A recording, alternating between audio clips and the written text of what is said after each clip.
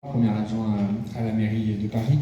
Ravi d'être d'abord à l'Académie du Climat. Sarah Albi en a dit quelques mots, mais c'est vraiment un lieu qui nous tient à cœur parce que c'est un lieu qu'a souhaité Anne Hidalgo et qui est évidemment auquel les membres de l'exécutif participent beaucoup parce que c'est un lieu d'abord de rencontre, c'est un lieu de débat, c'est un lieu y compris de proximité entre des écosystèmes très différents, un écosystème universitaire, académique, politique, associatif, militant, qui est à notre avis au cœur d'un des sujets qui sera traité au cours de ces 3 journées de travail, qui est celui de la réponse pour la réconciliation de la question sociale et de la question environnementale.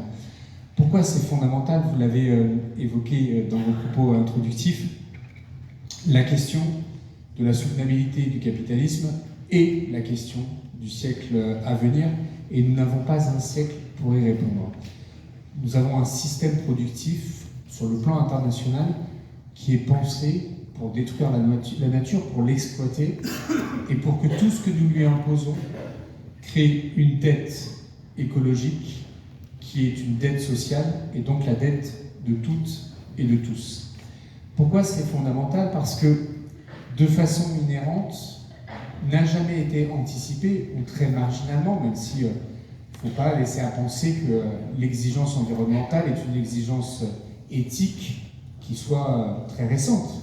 Elle est profondément ancrée depuis longtemps dans la pensée, mais évidemment n'a jamais été traitée politiquement comme telle.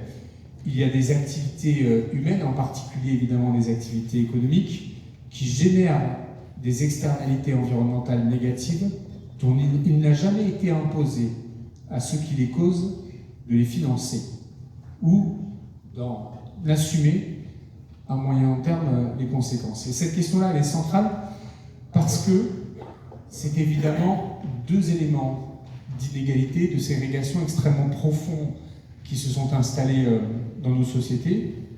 La première, c'est que c'est ceux qui n'ont pas gagné de l'argent, qui a pollué, qui vont devoir en assumer le coût à long terme. Et la deuxième, c'est évidemment les conséquences spatiales et territoriales des pollutions. Ce que vous avez évoqué, ce que vous portez dans votre combat depuis longtemps, c'est quelque chose dont nous sommes évidemment hautement conscients. Et vous preniez l'exemple de la Seine-Saint-Denis, du Val-de-Marne, sur les taux de mortalité dans les expositions aux canicules, et en particulier sur l'expérience documentée qui a été menée. Mais c'est évidemment la même réalité qui s'impose dans Paris. Ce sont les quartiers populaires qui sont le plus exposés aux pollutions de proximité, et ce sont les quartiers populaires dans lesquels, historiquement, la question environnementale était la moins prise en compte dans les stratégies d'aménagement urbain.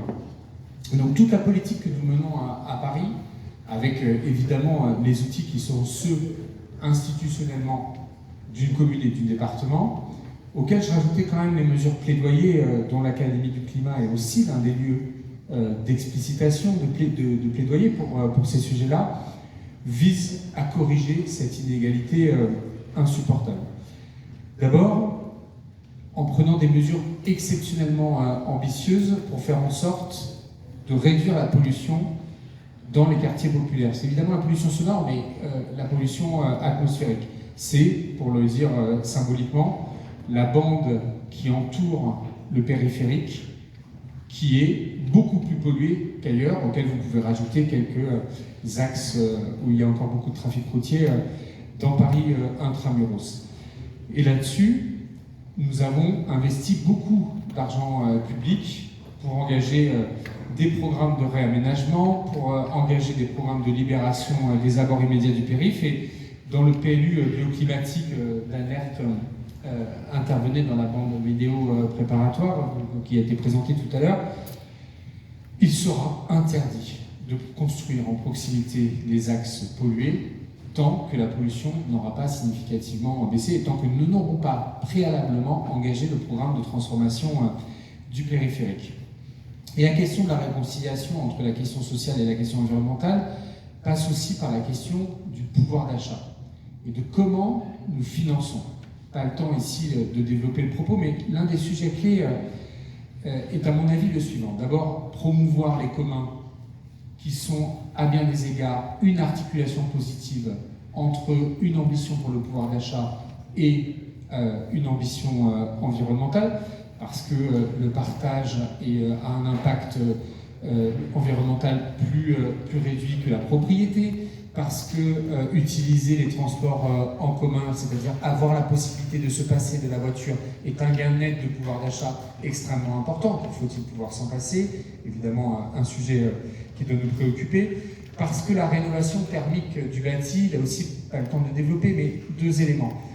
Un, nous investissons beaucoup dans les programmes de rénovation thermique du bâti. Peut-être s'il y a des spécialistes parmi vous, vous savez qu'il y avait des doutes sur quels sont les résultats en matière de consommation énergétique. Nous avons sorti avec l'Agence parisienne d'urbanisme un bilan sur la grosse dizaine d'années de rénovation plan climat que nous avons mis en œuvre pour démontrer l'efficacité de la rénovation thermique à la fois dans son bilan environnemental, c'est-à-dire les consommations énergétiques, et aussi de façon complémentaire la baisse du panier moyen en matière de consommation, avec un élément, je trouve, complémentaire intéressant, c'est que l'étude montre bien que les solutions, par exemple, de chauffage collectif sont bénéfiques en matière de réduction de l'empreinte environnementale, tout simplement parce que les techniques utilisées peuvent le permettre, mais démontrent aussi que c'est plus intéressant d'avoir des chauffages collectif avec compteur individuel qu'avec compteur collectif, selon un principe assez simple, d'aller à morale en économie. Si je réduis ma facture à moi quand je baisse le chauffage, eh bien je suis plus incité à le faire, mais aussi notre préoccupation que cela cache des risques de précarité énergétique. C'est comme je n'ai pas les moyens de payer mes factures d'électricité, je baisse le chauffage et je fais en sorte que cela ne fonctionne pas. Donc, merci beaucoup de votre participation, qu'il me soit permis aussi de saluer François Ruffin, je l'ai vu tout à l'heure, très heureux qu'on puisse l'accueillir ici et débattre avec vous tous. Je vous souhaite de bons travaux et puis on vous écoute. Et le climat, le combat que vous portez avec Banlieue Climat est un combat essentiel de la prise de conscience, de la pédagogie et du fait que c'est là où se rejoignent les questions climatiques et les questions sociales qu'on trouvera, de notre point de vue, les réponses les plus efficaces. Donc, merci de votre engagement.